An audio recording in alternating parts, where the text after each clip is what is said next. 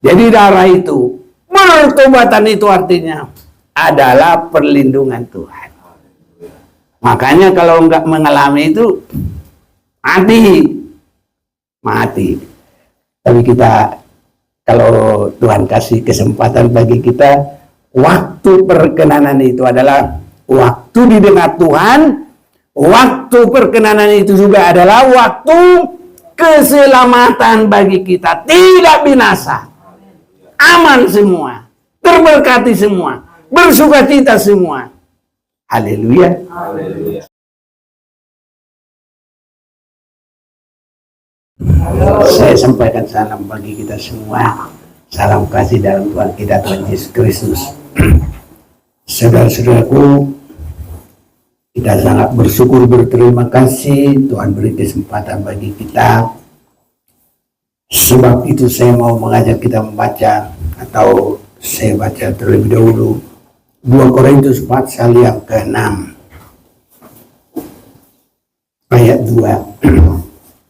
Sebab Allah berfirman, pada waktu aku berkenan, aku akan mendengarkan engkau.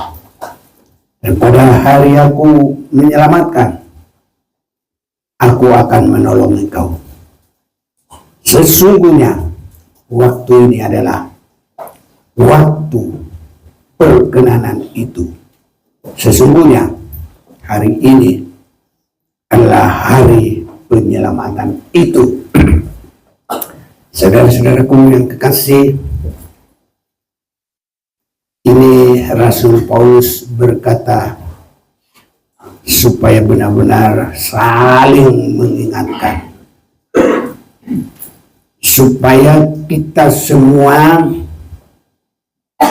menerima kasih karunia Allah, supaya tidak ada yang luput dari berkat kasih karunia Allah yang sangat besar. Karena saudara-saudaraku, semua ada waktu. Waktu diperkenankan, waktu didengar, waktu penyelamatan, semua itu ada.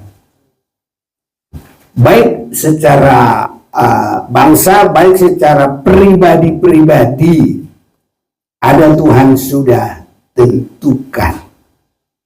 Sebabnya saudaraku, kita ini harus jadi orang yang bijaksana. Kalau bisa menghitung semua hari-hari, bisa dipertanggungjawabkan hari-hari. Ya, seperti yang kita nyanyi itu dari Mazmur 90. Ajar kami Tuhan menghitung hari-hari, agar kami beroleh hati bijaksana.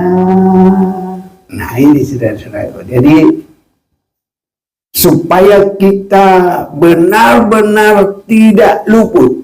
Kalau hari penyelamatan kita diselamatkan, kalau hari perkenanan kita diperkenankan. Ini jangan lewat. Karena kadang begini, ada seorang boleh bilang sudah akil balik, ya sudah akil balik, tapi tabiatnya masih tetap anak-anak. Nanti orang bilang, seperti anak-anak aja. Apa dia gitu? Suami istri, semua dadah. Bisa-bisa begitu. Jadi artinya sudah tua, tapi tabiatnya masih anak-anak. Jadi nggak sinkron. Ya kalau sudah dewasa ya sikapnya juga dewasa. Haleluya saudaraku. Ada. Jadi kerohanian juga jangan kita pikir asal begitu saja. Semua itu ada. Apalagi kalau ceritaku, iya, masih umur 20 TK. Mau gimana lagi? Malu nggak? Bukan malu lagi. Udah umur 20 masih TK. Aduh, padahal sebenarnya udah masuk. Iya, mahasiswa. Gitu. Jadi kerohanian itu juga begitu. Kalau ditimbang dengan lamanya, sebenarnya kamu bukan sarjana lagi, sudah jadi guru pengajar. Tetapi kamu masih memerlukan yang awal-awal. Kamu masih mimpi cucu. Kamu gitu ditulis. Oh, baca dulu deh. Ibrani pasal 5. Tapi yang coba-coba dia mulai 11, ayo. Ibrani pasal 5 mulai dari 11. Ya. Tentang hal itu banyak yang harus kami katakan, tetapi yang sukar untuk dijelaskan, karena kamu telah lamban dalam hal mendengarkan. Sebab sekalipun kamu ditinjau dari sudut waktu, sudah seharusnya menjadi pengajar. Kamu masih perlu lagi diajarkan asas-asas pokok dari penyataan Allah, dan kamu masih memerlukan susu. Iya, masih cucu. Terus. Bukan makanan keras. Iya. Jadi barang siapa masih memerlukan susu, ia tidak memahami ajaran tentang kebenaran, sebab ia adalah anak kecil. Iya, jadi tidak mengerti masa keselamatan, masa perkenanan, dia tidak mengerti. Jadi umat Tuhan akan binasa, kalau bahasa Batak, ripur dosogo bangsoi ala somar parbinotoan. Siapa yang bisa bahasa Indonesia kan dulu? Ayo. Iya, jadi kita harus mengerti firman Tuhan. Amin. Itu sebabnya saudara-saudaraku, kita harus mengerti dan sampai bisa dengan benar mengerjakan keselamatan itu. Kita tahu perjalanannya dari mana ke mana, sudah di mana kita, mau berapa jauh lagi. Saya pikir yang nyetir-nyetir semuanya pasti tahu gitu, dan dia pasti bertanya, masih jauh nggak? Pasti begitu. Iya, jadi kita juga harus tahu di mana perjalanan kita. Filipi 2 ayat 12. Karena itu, ayo lanjut. Filipi 2 ayat yang ke-12. Hai saudara-saudara, haleluya. Hai saudaraku yang kekasih, kamu senantiasa taat. Karena itu tetaplah kerjakan keselamatanmu dengan takut dan gentar. Bukan saja seperti waktu aku masih hadir, tetapi terlebih pula sekarang waktu aku tidak hadir. Iya, jadi kita semua harus mengerti, mengerjakan perjalanan rohani, mengerjakan keselamatan kita. Karena waktu keselamatan itu tidak terus menerus. Tadi di dalam 2 Korintus 6 ayat yang keempat apa kedua? Kedua ya. Pada masa terjadi penyelamatan, aku menyelamatkan. Pada masa aku memperkenankan, kamu diperkenankan. Tapi kalau itu habis, ya tidak ada lagi ampun. Ini saudaraku. Jadi banyak orang mau bikin peraturan untuk surga, nggak laku. Semua harus sesuai peraturan Tuhan. Ah, jangankan peraturan Tuhan. Kalau kita mau ke satu negara, kalau kita mau masuk di situ, apalagi kalau mau gabung di negara itu, langsung ada persyaratan. Ini. Harus ditepati, baru boleh. Jadi warga surga juga begitu, saudaraku. Harus tepat sesuai peraturan Tuhan. Dari mana kita tahu peraturan Tuhan? Ya kita harus terus belajar firman Tuhan. Itu adalah peraturan Tuhan. Saudara-saudaraku, ada 3 dalam perjalanan bangsa Israel yang harus tepat waktunya, dan di dalam hal itu harus dicapai pada saat-saat yang sudah ditentukan. Pertama, perjalanan itu adalah waktu bangsa Israel di Mesir.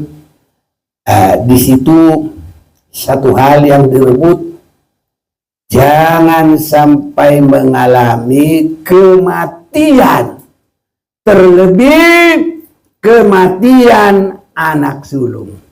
Haleluya, saudaraku. Mengapa bangsa Israel boleh keluar dari sana? Karena mereka tidak ada yang kematian, tapi Raja Firaun bersama dengan semua orang Mesir, semua mengalami kematian. Betul apa enggak? Haleluya. Masih ingat enggak? Semua ingat ya? Haleluya. Halo? Mantap kalau ingat. Saya senang. Mengapa mereka tidak ada yang kematian satupun? Nah itulah. Karena Tuhan kasih tahu, semua harus mengambil domba. Semua harus menyembelih. Semua harus menaruh di setiap ambang pintu rumah. Supaya kalau malaikat maut datang, supaya dia nanti akan mundur. Gak boleh masuk. Jadi aman. Amin. Amin. Jadi bangsa Israel aman semua. Tapi yang tidak mengerti pada kematian. Ini saudaraku. Jadi ada yang harus kita rebut. Jadi selamat semua bangsa Israel, selamat semua, tidak ada yang mati satupun. Tapi itulah yang pertama saudaraku. Ya, dalam perjalanan ini juga perjalanan rohani kita sama juga saudara-saudara. Sebabnya tidak boleh berkata, oh aku masih anak-anak. Lah, kalaupun anak-anak, orang tuanya yang rohani. Amin. Anak-anaknya, anaknya orang yang berrohani. Kalau bapaknya makan ikan, anaknya juga boleh makan ikan. Enak enggak? Enak. Tapi kalau bapaknya cuma makan garam, kasihan deh anaknya juga cuma makan garam. Gak pernah makan enak.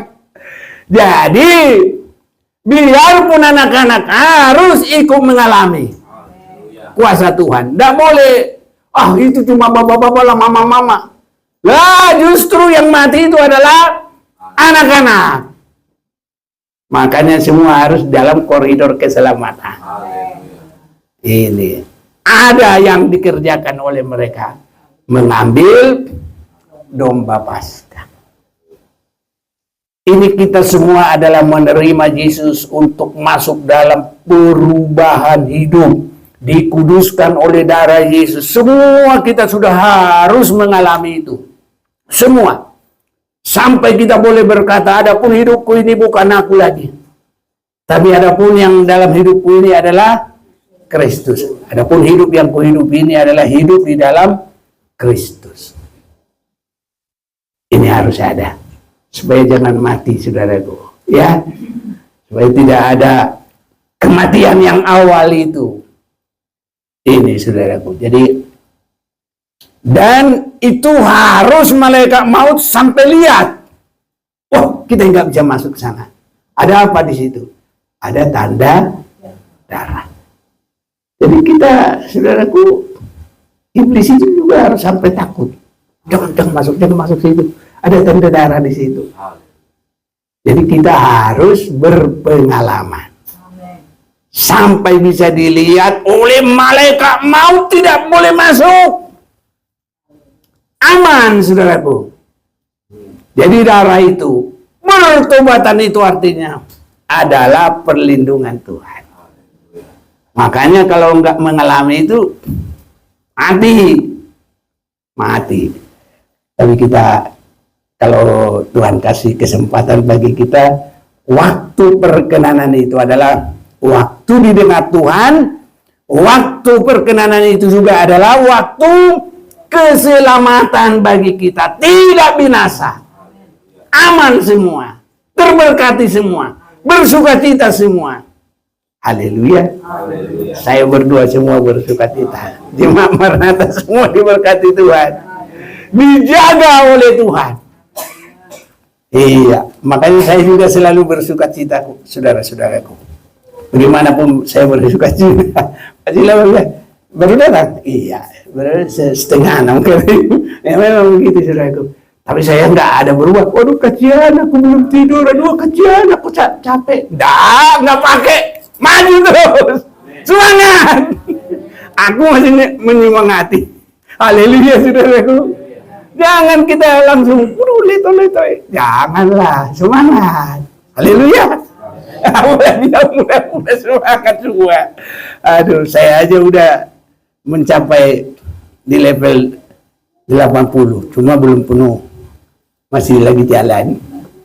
Tapi puji Tuhan lah. Ini kemurahan Tuhan. Teman-temanku udah pada berangkat. Gak ada lagi di bumi ini. Ya, jadi udah jarang yang mau cari teman sebaya. Jarang. Tapi karena Tuhan kuat, semangat, ya nggak mundur, saudaraku. Kalau kami pikir-pikir, Sabtu kami berangkat. Nah, jam pagi, jam 9, 10 kita ketemu dengan tamu, ya kan. Habis itu sore, terus besok kebaktian 3 hari, Minggu, Senin, Selasa, Rabu, Kamis, Jumat, Sabtu, baru kami pulang tadi malam. Nah, saudara-saudaraku, tiap hari ibadah, tapi tetap semangat. Nah, Tuhan yang kasih kekuatan, bukan kita. Jadi semua harus kuat ya, haleluya. Jangan udah gampang-gampang susah. Buat apa susah? Susah itu tak ada gunanya. Iya, haleluya. Jadi yang ada itu bersukacitalah selalu. Dan bersukacitalah di dalam Tuhan. Bukan karena banyak duit. Pas nanti nggak banyak duit, hilang. Tetap bersukacita biar nggak ada duit. Nanti duitnya datang sendiri, Tuhan tolong. Nggak ada yang mustahil, saudara-saudara. Karena kalau sudah kita ada iman, wah, ini anakku ini habis duitnya, diisi lagi sama dia, sama Tuhan kita. Tuhan kita maha kuasa kan? Apa yang timbul dalam hati kita, makanya nggak usah terlalu mikir-mikir. Nggak timbul pun dalam hati, Tuhan bisa kasih. Betul apa enggak? Saya nggak bohong-bohong. Kalau mau baca itu 1 Korintus 9-10. Ayo cepat-cepat nih. Nah, biar kita maju terus. 1 Korintus 2 ayat 9-10. Tetapi seperti ada tertulis, apa yang tidak pernah dilihat oleh mata dan tidak pernah didengar oleh telinga dan yang tidak pernah timbul di dalam hati manusia, semua yang disediakan Allah untuk mereka yang mengasihi Dia. Jadi jangan sampai susah mikir-mikirin. Udah cukup lah itu dulu. Udah cukup itu menerangkannya. Pokoknya nggak usah terlalu mikir ini dari mana. Tuhan berkuasa. Baginya tidak ada yang mustahil. Saya kalau pakai pikir-pikir nggak sampai aku di Jakarta ini. Masa nggak ada pelayanan, nggak ada rumah, nggak ada apa-apa. Berangkat ke Jakarta ini, pindah berenam lah. Anak keempat, papa mamanya keenam. Berangkat. Mau apapun itu, bayi lagi 1. Umur berapa? 3 bulan. Ya, nggak apa-apa, Tuhanku luar biasa. Tuhanku juga luar biasa kan? Haleluya, sama kalau gitu. Ya dari Tuhan.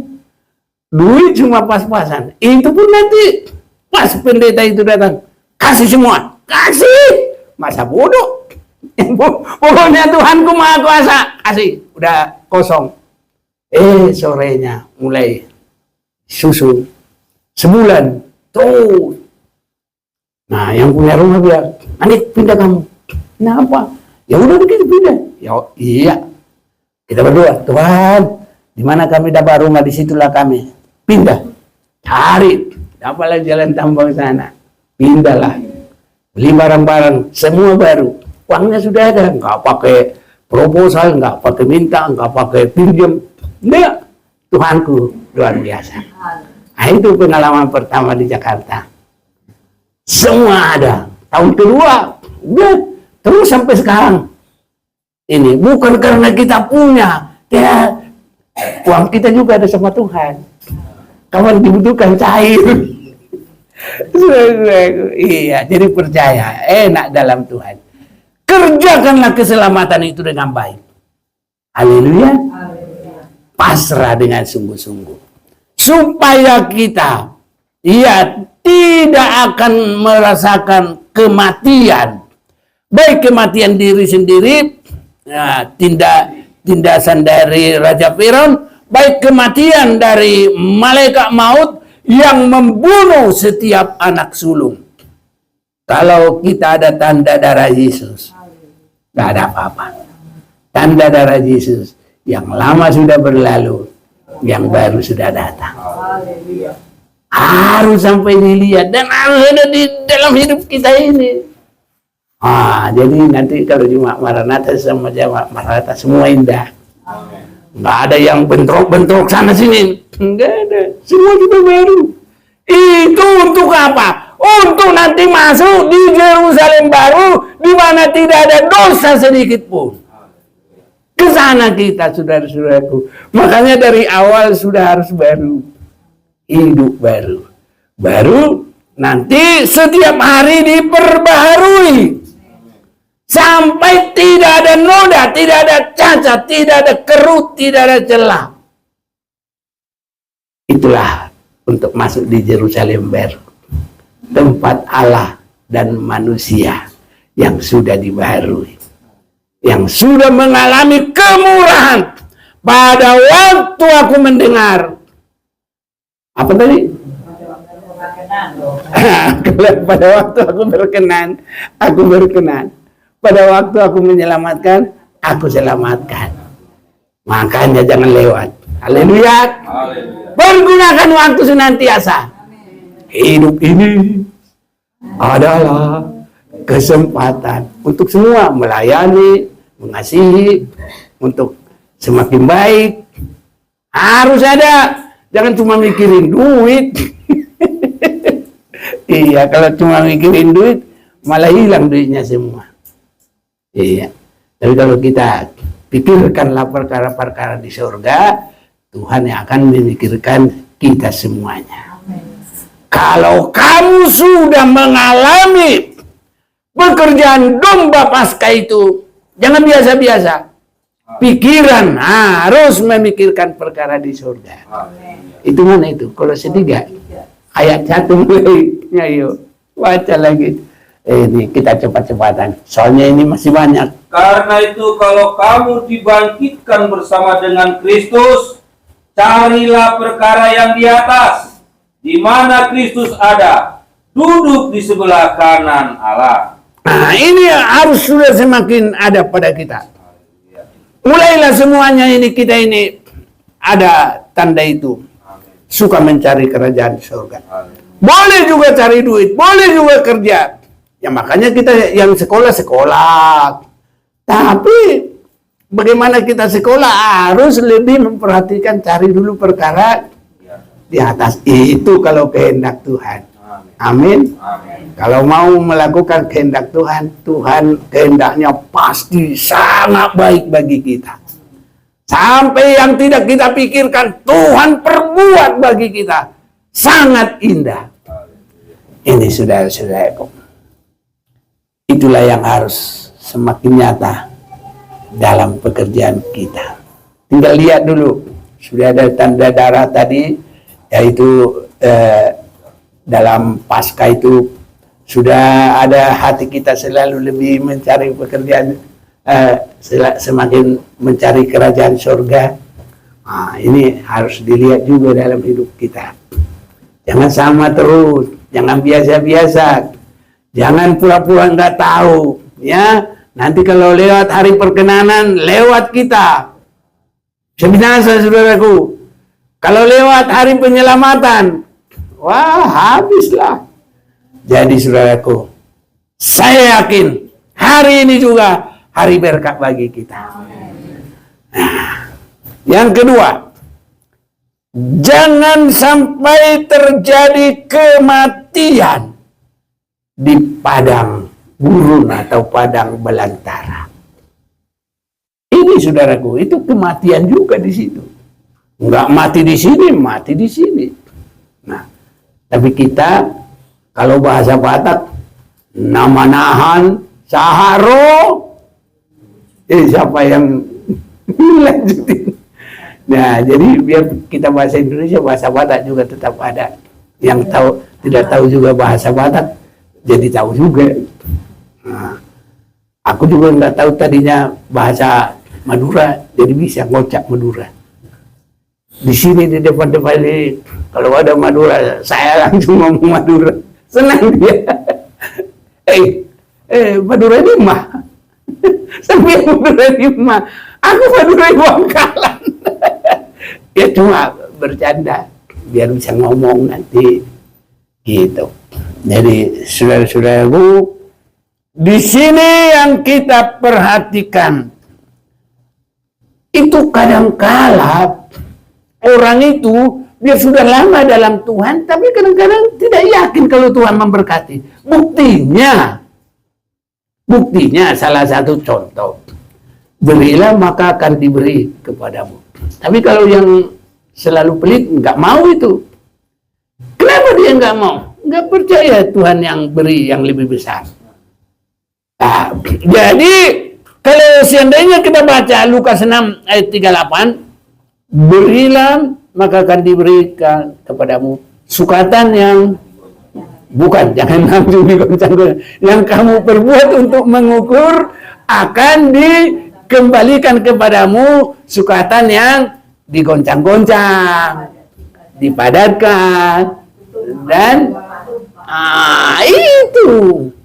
Jadi saudara-saudaraku, masa orang mancing nggak ada umpannya, dapat enggak? Dapat satu hari, nggak dapat. Satu hari mancing nggak dapat apa-apa, cuma dapat angin. Ya kalau udah masuk angin dia sakit dah. Nah, tapi kalau umpannya bagus sih, pinter dia. Ini saudaraku, itu namanya kerohanian yang baik, yang mengerti taat. Jadi kematian yang kedua itu bukan karena pasca lagi, karena tidak ada ketaatan. Itu sebabnya belajar taat. Yesus langsung mengambil itu. Apa diambil?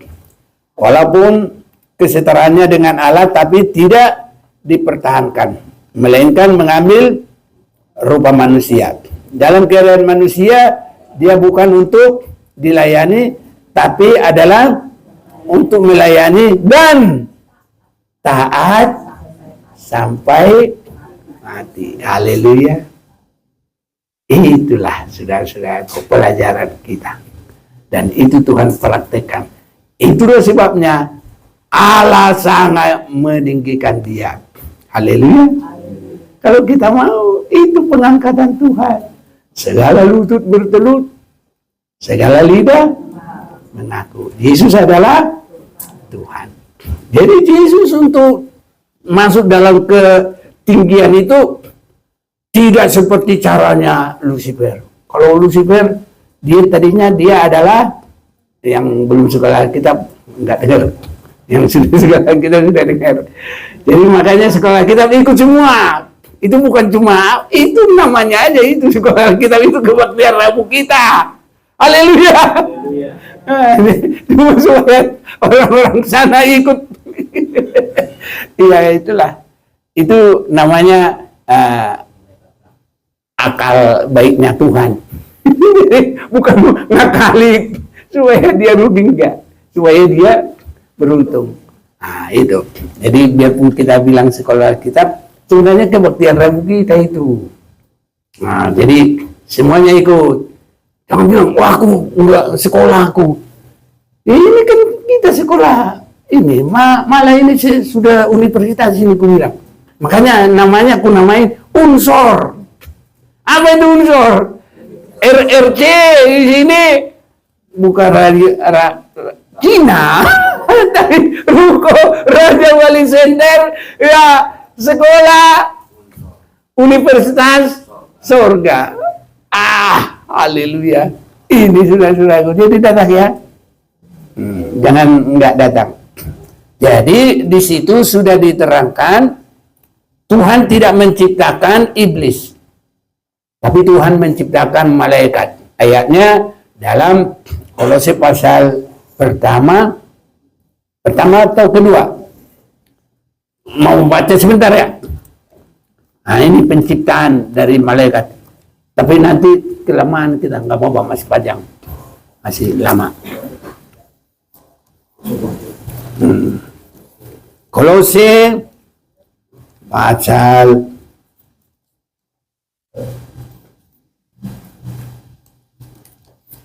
pasal 1 16 mulai. Karena di dalam Yesus telah diciptakan segala sesuatu. Kenapa saya katakan Yesus? Karena di atas adalah perikopnya keutamaan Kristus. Ia adalah gambar Allah yang tidak kelihatan, yang sulung, lebih utama dari segala yang diciptakan. Jadi lebih utama dari semua yang diciptakan. Dia bukan diciptakan. Ya, tapi segala sesuatu diciptakan di dalam Yesus.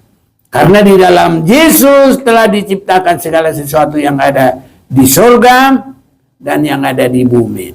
Jadi berarti malaikat-malaikat juga. Yang kelihatan dan yang tidak kelihatan. Baik singgasana maupun kerajaan. Baik pemerintah maupun penguasa. Segala sesuatu diciptakan oleh Dia dan untuk Dia. Ia ada terlebih dahulu dari segala sesuatu.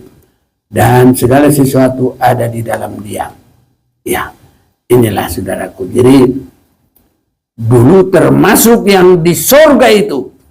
Singgasana juga, kerajaan yang ada di sana itu. Semua diciptakan, termasuklah di situ melengkapi ini semua adalah malaikat, dan salah satu di sana namanya Lucifer. Dan nama waktu masih Lucifer itu nama baik, karena itu adalah pembawa terang, putra fajar. Hanya karena ada di atas dia yang lebih tinggi, itulah bintang timur. Itu namanya Yesus Kristus. Bintang timur itu adalah Yesus di dalam 2 Petrus pasal yang kedua ayat 18. Pasal 2 Petrus 1 apa 2? Nah, coba 1 ayat 18. Coba cepat. Dengan demikian kami makin diteguhkan oleh firman Allah. Terus. Dengan firman yang telah disampaikan oleh para nabi, alangkah baiknya kalau kamu memperhatikannya sama seperti memperhatikan pelita yang bercahaya di tempat yang gelap, sampai fajar menyingsing dan bintang timur terbit bersinar di dalam hatimu. Jadi Yesus sampai datang. Jadi Yesus bintang timur. Lucifer dulu adalah anak fajar, putra fajar. Jadi kelihatannya seperti sudah mendekati, sama-sama ada terangnya. Tapi dia nggak puas dalam posisinya. Dia harus menyamakan dengan Yesus. Begitu. Sesudah itu, karena dia tidak diperkenankan untuk itu, dia sudah ada ditetapkan. Makanya disebut dia adalah malaikat yang tidak taat dalam posisinya. Kita baca Judas juga.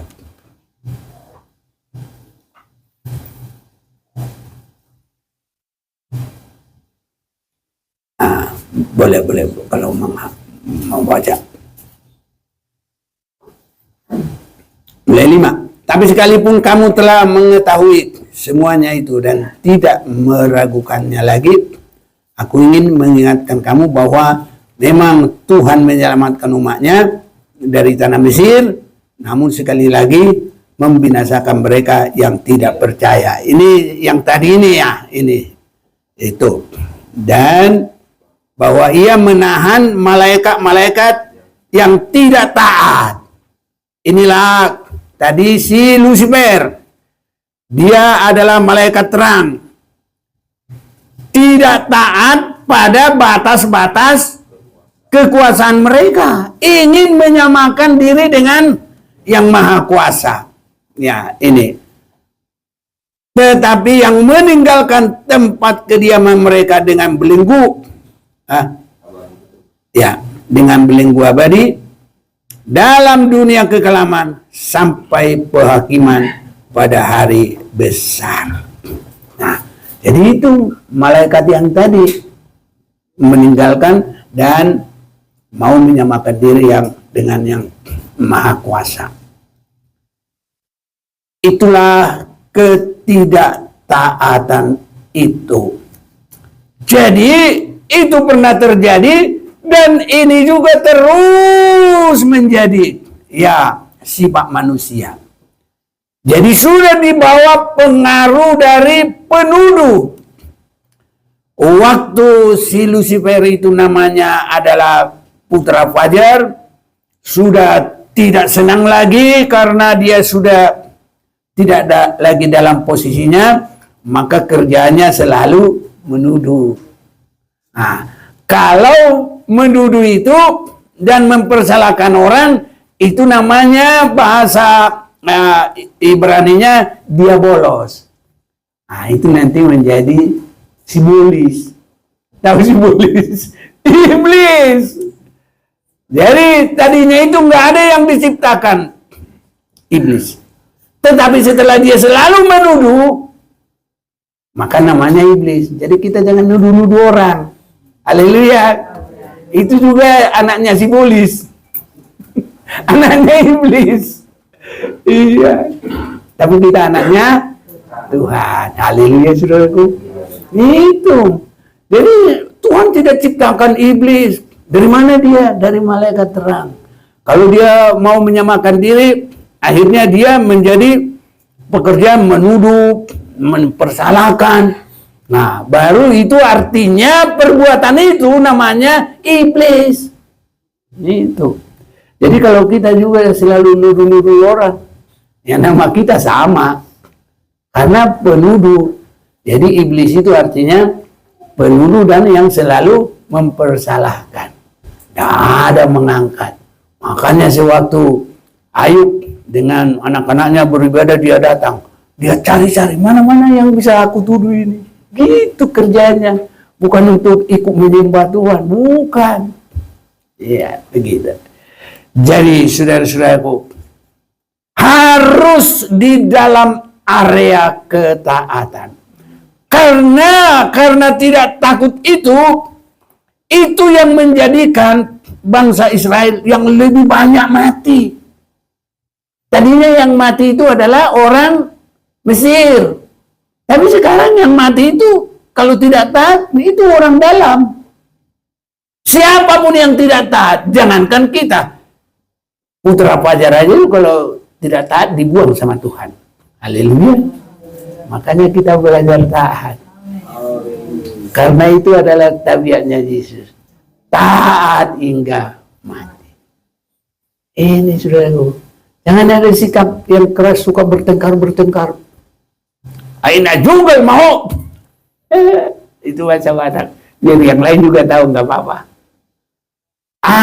Lapat aja. Apa artinya itu? Nah, iya, keras kepala, keras hati. Saudaraku, kita ini harus jadi yang lemah lembut. Haleluya. Iya, ini saudara-saudaraku. Jadi kematian yang kedua itu orang-orang yang tidak taat, tapi tidak percaya juga, penakut juga. Gimana mereka penakut? Sewaktu Musa suruh berapa pengintai? 12. Nah, tabiatnya 10 bagaimana? Takut. Bikin kabar bohong. Takut. Akhirnya bangsa Israel, kita nggak bakal bisa masuk ke situ. Yesus bilang kepada kita apa? Jangan takut. Amin. Makanya di dalam kitab Wahyu juga, yang tidak boleh masuk Yerusalem baru adalah termasuk penakut. Nah, saudaraku, harus yakin Tuhan pasti tolong kita. Jangan bilang, susah itu. Tabernakel itu susah itu. Ya kalau itu peraturan Tuhan, kita nggak bisa rubah-rubah. Tapi kita harus yakin bahwa Tuhan tolong kita. Tuhan yang sanggupkan kita. Orang percaya saja kalau Tuhan tidak jamah hatinya nggak bakal bisa. Walaupun itu hanya baru permulaan secuil. Semua hal yang rohani itu karena Tuhan sudah kerjakan. Jadi kita juga yakin bahwa Tuhan mengerjakan. Menuntun kita dari awal sampai Yerusalem baru. Terus yakin. Jangan takut. Iya, saudara-saudaraku. Sebagian banyak mereka orang yang suka sambu-sambu. Berapa? Ya. Sungut-sungut ya. Betul. Saudara-saudaraku, bersungut-sungut tidak boleh masuk surga loh. Makanya kita mengucap syukurlah senantiasa. Jangan kamu bersungut-sungut. Ya. Kalau orang yang bersungut-sungut itu bagaimana? Mati semua. Mati saudara-saudaraku. Itu kematian di dalam tahap perjalanan yang kedua. Dan lokasi mereka antara Laut Kolson sampai ke Sungai Jordan. Tuhan biarkan mereka berputar-putar. Pengintai 40 hari, mereka harus berputar-putar. Jadi 40 tahun. Itu. Makanya kita harus yakin Tuhan pasti tolong. Jangan bersungut-sungut saudara-saudara. Pada dengan yang ada. Mengucap syukur dalam segala perkara. Belajar saudara-saudara. Kalau itu sudah ada nanti Tuhan pasti tolong. Dan kalau kita sudah tertempa begitu, muka kita ini enggak berkerut lagi. Suka bersinar bersuka cita. Haleluya. Gak usah dibedakin juga cantik dulu. Yang cewek, yang cowok mantap aja. Kemarin dia bilang, papa enggak 80. Ini ibu kepala dengar, nggak pernah aku kenal orang ketemu di apa ngobrol-ngobrol di kereta api. Lama-lama dia bilang, apa rahasianya? Ya saya bilang nggak mau susah-susah, aku bilang. Nah itu kan nanti kalau kulanjutin mengucap syukur dalam segala perkara kan di situ. Tapi ya karena dia bukan anak Tuhan, yang pelan-pelan dulu dong. Jangan langsung nanti langsung dia nggak mau lagi. Itulah. Ini saudara-saudaraku. Jadi jangan bersungut-sungut. Hajerot, tahu Hajerot? Dalam perjalanan bangsa Israel. Ayo, guru sekolah minggu. Hajerot adalah kuburan orang yang ini. Jangan rakus. Kalau bukan uang kita jangan ambil. Pura-pura diinjek. Udah pergi orangnya diambil. Kalau bukan uang kita ya nggak usah. Uang kita nanti Tuhan kasih yang benar-benar jelas. Haleluya. Iya, saudara-saudara itu. Seperti di apa itu kan. Jadilah orang jujur. Nanti jadi dapat untung. Haleluya. Benar, saudaraku. Jadi orang rakus itu Tuhan kasih apa yang dia mau. Dia ambililah apa? Kalau bahasa Batak, pidong lote. Tahu lote? Burung puyuh. Tahu burung puyuh? Ya lote. Bahasa Jawa apa sih? Opo ayus. Sama aja kok kita. Iya, dikasih. Oh, tambah lagi. Yang rakus itu diambil. Bakar. Belum matang aja. Masih di mulutnya, udah pada mati dia. Itu namanya orang rakus. Ya. Nanti kalau mau baca bilangan pasal yang ke-13 itu dah boleh dibaca, tapi sekarang nggak usah lagi. Nah, ini saudara-saudaraku. Jadi saudaraku, dari 600.000 orang Israel itu, 600.000 itu sebagai kepala keluarga mati semua. Yang masih tinggal 2 orang, dan orang yang lahir di dalam perjalanan. Yang sudah melihat kuasa Tuhan mulai dari Mesir, itu enggak mati semua. Makanya jangan bersungut-sungut, jangan suka melawan. Ada lagi yang suka melawan, cuma nggak sampai mati, tapi hampir mati. Siapa? Miriam dan Harun. Dia melawan Musa. Hulak kudu si papi gini-gini. Dia nggak mau tergempala itu. Nggak mau ngatur-ngatur dia. Sampai Musa mau diatur. Langsung kena kusta. Biasanya kalau kena kusta itu nggak boleh lagi di kumpulan Tuhan. Tapi belum mati. Untung saudaraku, Musa itu adalah gembala yang benar-benar tidak sakit hati. Dia bilang, ya Tuhan, ampunilah mereka. Sembuhkanlah mereka. Sembuh. Nah, itu nanti kalau mau baca, itu boleh juga baca dalam bilangan yang keempat. Bilang 12 ya? Ya, nanti. Tapi nanti ajalah ya. Tuhan berkatilah sudah-sudah. Ya, pokoknya itulah. Jangan suka melawan-melawan. Yang bertengkar-tengkar. Yang baik-baik lah saudaraku. Saling mendukunglah kamu. Saling menolong lagi kamu. Apa katanya Pak Silaban tema itu? Kesejahteraan sosial, saling mendukunglah itu. Saling melengkapi. Haleluya. Bertolong-tolong saudara-saudaraku. Apalagi sesama jemaat Maranatha, bertolong-tolonglah. Karena apa? Untuk membusukkan pengajaran yang kita sudah dengar. Haleluya. Jangan selalu saling menuduh. Nanti jadi dia bolos. Akhirnya jadi sibolis. Sibolis itu adalah iblis. Jangan saudara-saudaraku. Nanti satu lagi, setan. Setan itu apa? Itu sudah benar-benar perang. Itu. Jadi dari Lucifer jadi iblis, setan.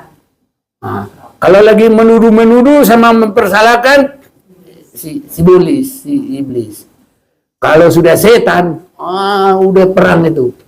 Ya, makanya setan dijatuhkan dari surga. Itu sudah itu. Jadi sudah tahu ya dari mana iblis.